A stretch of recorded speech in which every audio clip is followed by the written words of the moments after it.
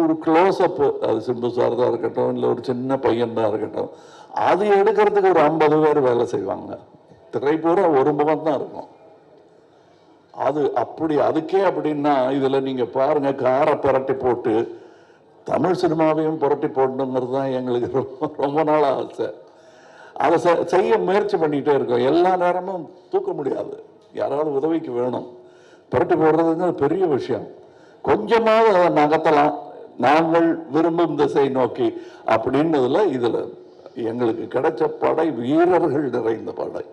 அதுவும் behind the சீன்ஸில் நீங்கள் பார்த்தது வந்து ஒரு கிளிம்ஸ் தான். ட்ரெயினில் வேகமாக போகும்போது சீனரி தெரிகிற மாதிரி உங்களுக்கு தெரியும். நாங்கள் கிட்ட ஜங்ஷனில் நின்று எல்லாரையும் வண்டியில் ஏற்றிக்கிட்டு வந்தவங்க எத்தனை பேர் உழைத்திருக்கிறார்கள். இன்டர்நேஷ்னல் தரத்தில் இருக்கும் எங்கள் டெக்னீஷியன்ஸ்.